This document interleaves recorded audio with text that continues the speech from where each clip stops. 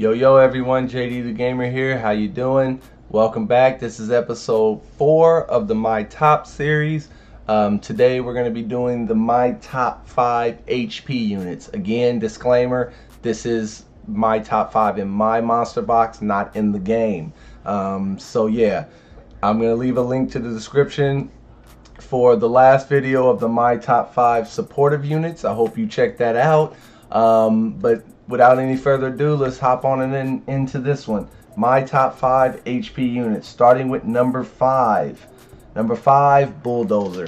You would think, like I would think, that he would be a defensive unit because he scales off defense, but surprisingly, he is an HP monster.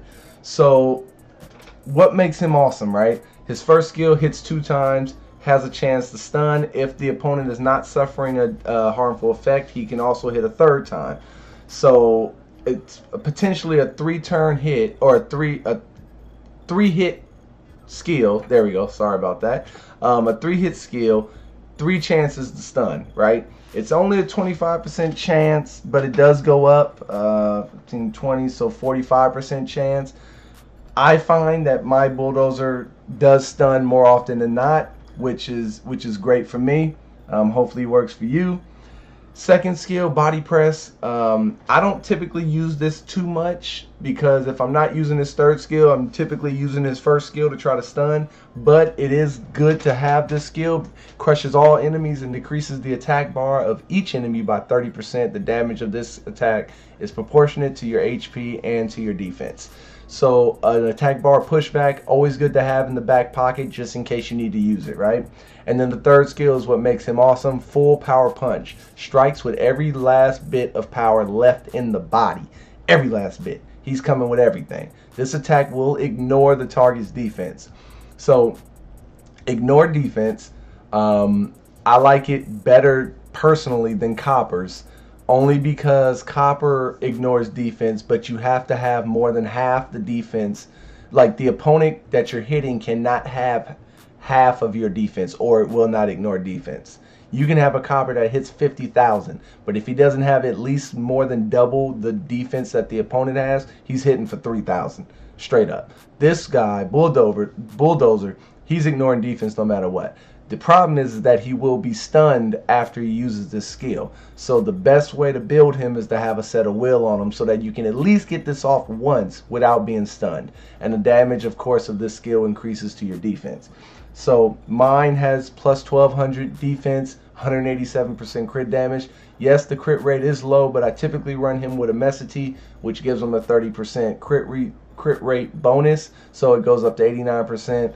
He doesn't typically miss too much. But if he doesn't crit, oh well, you just try to get by. So I have him on kind of a crazy build: guard, blade, will, defense, crit damage, defense, the typical build for him. Where's he used? He's going to be used in PvP. He's going to be used in Guild War offense and mainly on offense. And I've seen him in arena offense, but defense, not really so much. Even though he scales on defense and whatnot, he's mainly for offense. He's mainly for you to use him to attack an opponent. I typically run him with the Wind Panda in Guild Wars with the Wind Panda as my leader because he's a 44% defense leader, so it makes Bulldozer hit harder, and also a Mesity to give him that full attack bar and give him crit rate and give him defense. And then he's usually one-shotting someone. So that's where he's used mostly. He does have a 1st skill that multi-hits, so I guess you could use him in Necro, but there's other monsters that are better than this. So I would stick to strictly Guild War offense and sometimes arena if you can find fun for him. He's not going to be your staple arena offensive unit, but if you want to have some fun, he's fun to use. So that's my number 5. Number 4. Number 4 is the Wind Panda. I'm not going to attempt to say his name, or not. Sorry, not Wind Panda, Wind Monkey. Anyway, whether it was the Wind Panda or Wind Monkey, I still wasn't going to attempt to say his name. But the Wind Monkey. So he's my number 4 top HP unit. amazing monster. So his first skill stuns. I know I still need three skill ups. It's a 35% chance to stun. When you fully skill it up, goes up to 50%. So a stun on the first skill, defense break on the second skill for 2 turns with a 75% chance, and it goes up to 100%. And also you recover 50% of your attack bar. So he's moving a lot. What makes him shine is his passive, Stone Monkey. So decreases the inflicted damage by 25%. So he's going to take 25% less damage, and he counterattacks with a 25% chance if his ally, if one of your other units gets attacked. So that's what really makes him awesome. You want to try to build him with revenge, so he has a chance to counterattack when he gets attacked, and then he automatically counterattacks with a 25% chance when his allies get attacked. So he's attacking the whole match. That's why I like him. And then what makes him even more awesome is his leader skills at 33% HP leader skill globally for all monsters, for all ally units. That's awesome. I have him on a Violent Revenge. This is the ideal, I believe, in my opinion, the ideal build for him is a Violent Revenge with an offset of HP, crit damage, attack. You want to make sure that you have a lot of HP on him. I mean, he is an HP unit, but you also want him to hit hard, pretty decently hard too, when he's attacking. So typically you're going to go an HP crit damage attack build or attack crit damage HP.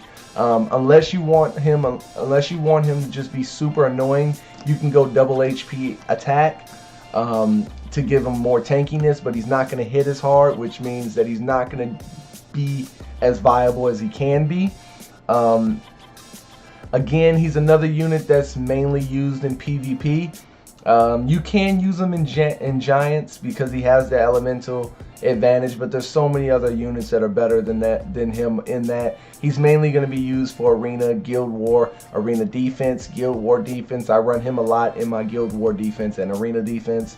RTA, he's used quite a bit. I've seen a lot of videos like with tournaments in RTA where he's pulled out. Personally, I would like to have mine with more speed, more attack, and more HP, but it is what it is, and obviously I need more accuracy as well, so to give a more chance to be able to land that defense break. But yeah, mainly you want to run Violent Revenge. That's the main set. Those are his skills, those are mine. We talked about where he's useful. Alright, moving on. Number 3. My number 3 HP unit is, boom, Camilla. She got slightly nerfed with her passive, but she's still very useful. So her skills, attacks with a sword, Seal of Water, which is her second skill, is automatically activated if the enemy dies. So if you can kill an enemy with this skill, it automatically triggers the second skill, not another move, like it's not another turn you're getting, it just automatically goes into this skill, her second skill, and hits another opponent. So that's pretty cool. And then the second skill is Seal of Water, attacks an enemy dealing damage proportionate to the enemy's max HP, which is cool, and decreases the attack speed. So that's pretty awesome. Mine is fully skilled up. The fact that she does damage proportionate to the enemy's max HP and lowers the attack speed, you don't typically have to build her with attack. You can to deal more damage, but because it's proportionate to the enemy's max HP, you can kind of try to get away with giving her attack power through subs rather than using 2 or 6 to give her attack. And then her passive, First Aid, when struck with a critical hit, reduces critical damage by half and removes all harmful effects. So what does that mean? That means you bring her against a team that you know is critting a lot, she's going to reduce the damage that she receives by half. So if a unit that they're using is hit like a Theo, let's say they bring Theo Mars. Let's say the Theo usually hits 25,000 with his first skill. She's going to reduce that in half, so 12,500. And then not only that, if she has a defense break on her or a dot or whatever the case may be, she's going to remove it because he crit. And additionally, she recovers 10% of her maximum HP each turn. So it's not 10% of what she currently has, it's 10% of what her max is. So whatever you can get her with her maximum HP, she's going to recover 10% each turn. And then a leader skill, crit rate in the arena by 33%. Not the best leader skill. I'm not a big fan of using crit rate as an arena leader skill, but it is okay. I guess if that's that's the only thing that you're given, then you got to go with what you got, right? Mine currently is built with Violent Nemesis, with attack, crit damage, HP. But like I just said, because of her skill scaling off of HP, the enemy's HP, I'm actually next for removal going to be switching her out. I believe I'm going to go with a Violent Destroy build, so that she can destroy HP. But I'm fairly certain I'm going HP, or HP crit damage HP, something like that. I want her to have like 40,000 HP to be super annoying, so that maybe I can put her on like the arena defense rush. And that segues right into where you're using her. You're strictly using her PvP. She's a PvP monster through and through. Arena defense, Guild War defense, RTA. She's strictly used PvP. You're not going to use her in Giants. You're not going to use her in Dragons. You're not going to use her in Necro. You're not using her in the Raids or the Rifts. Strictly PvP, but is an amazing unit. Typically, you want to go violent and whatever the offset. I've seen, like I said, I'm going to destroy so that I can work people down over time. But Violent Nemesis is probably the top build for her. But you can also go violent whatever. But you want her to be super tanky, a decent attack, decent speed, so that she can go multiple times and heal herself with her passive, and then she's going to be super annoying. So she's my number 3. Number 2 HP unit is Chiwu. I love my Chiwu to death. I will go to bat for my Chiwu with anyone. Why do I love him? His first skill attacks the enemy with the power of yin and yang and puts the enemy to sleep for 2 turns with a 20% chance. The damage of this skill increases according to your max HP. So the more HP you put on him, the more damage he's doing. And if you couple him, if you put Despair on him, he's not only has a chance to sleep, but now he also has a chance to stun. His rate to sleep only goes up 5%, so 25%. But again, you put the Despair on him, you have more of a chance to incapacitate the opponent rather than just sleep. Second skill, I love using against Theos. North Star's Wisdom attacks the enemy 2 times, with each attack having a 75% chance to remove a beneficial effect and block beneficial effects for 75%. This attack won't land as glancing hit. So what does that mean? That means I love using him against Theo. Like I just said, I will do this skill first. Even if the Theo has a wheel, boom, you're taking the wheel off because it strips, and then you're blocking beneficial effects. So if you can nuke Theo in that first move, he's gone. There's no endure that pops up that keeps him alive. I love using him. I use him all the time against Theo in Guild Wars.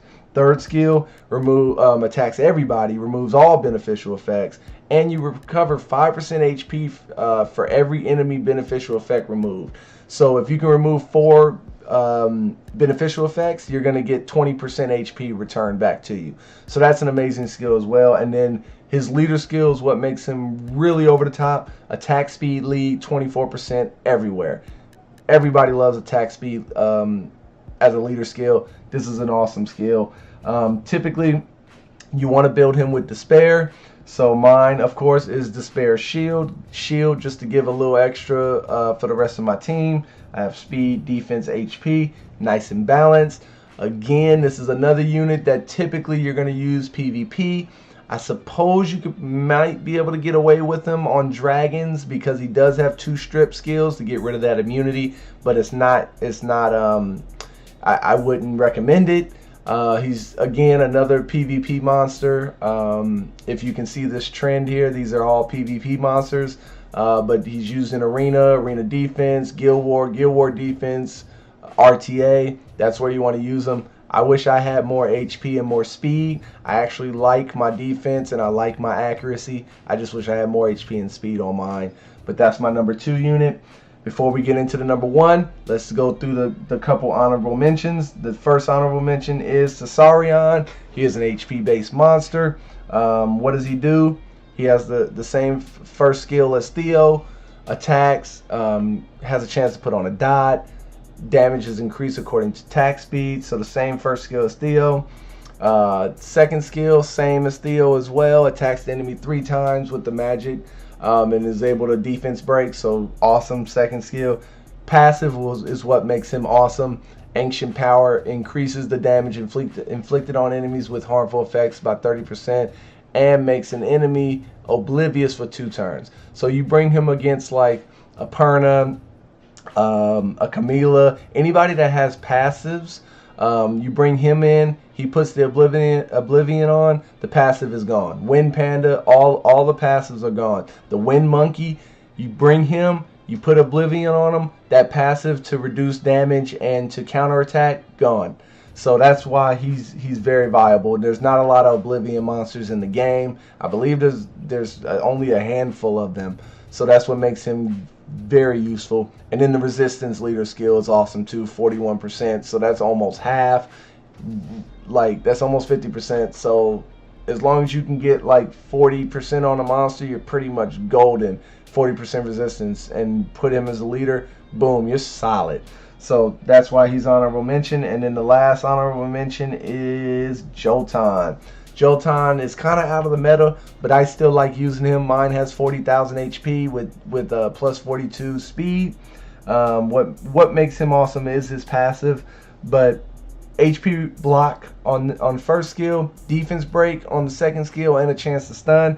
But his passive is what makes him shine. Inflicts 12% of my max HP as damage whenever I'm hit with a critical attack. So, and defense breaks, has a chance to defense break whenever he attacks. So whenever I'm crit on Theo, Lucians, anything that crits a lot, he's going to return 12% of my max HP damage back to the enemy. And then he has a leader skill of attack speed 16%. So those are my honorable mentions. Back to the list. Number 1 HP unit of my top 5 of my monster box is Galleon.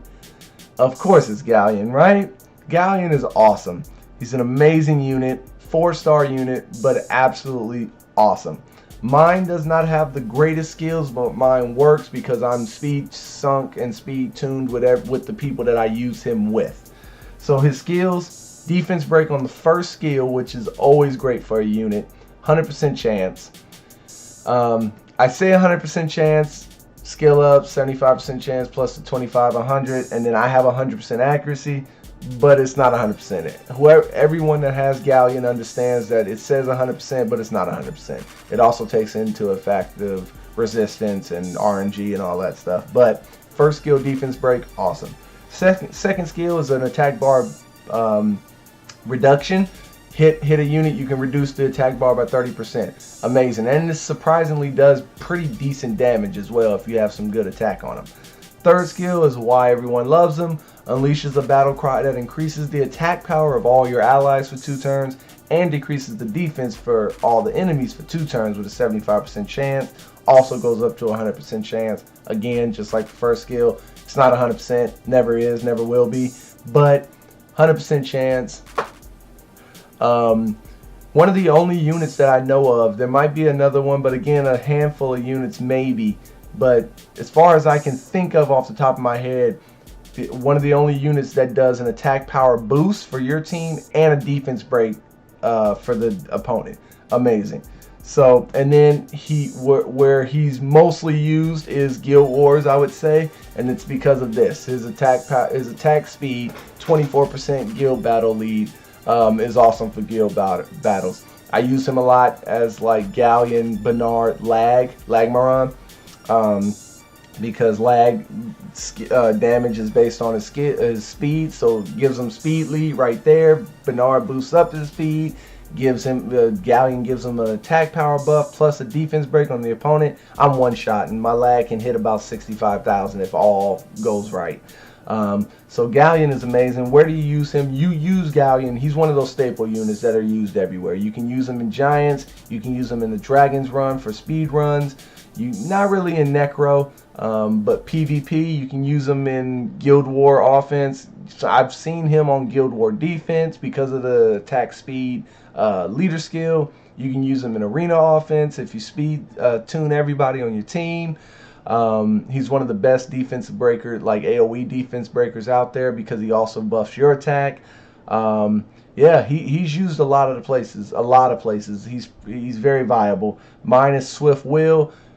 Ideally, I would love for him to be on Violent, but I don't have the Violent set that I need for him to be Violent and be super fast. But I have him on Will to make sure he doesn't get interrupted. So, like, I can still bring him against a Leo who will hit him and push back attack bar. But it doesn't do it because he's on Will. So mine is speed, HP, accuracy to make sure he has enough accuracy. He has 100%, as you can see. But yeah, that's my galleon. That's it. I will leave links to the previous videos, like I said, all my other my top series. This was episode 4 of my top 5 HP units of my monster box. I appreciate you guys rocking with me. Stay tuned for the next set of series that are coming. I hope you enjoy them. And if you like this video, if you liked all the other videos, give me a like, give me a subscribe if you're not subscribed to me, and comment. Let's have some dialogue on maybe some units that you've seen in my monster box that you're like, why didn't that unit make it? Or if you want to see more of a spotlight on a specific monster, let me know. I'm open to all ideas and all videos that you guys want to see. But yeah, again, appreciate you guys rocking with me. It's your boy JD the Gamer, and I'll see you on the next one. Peace.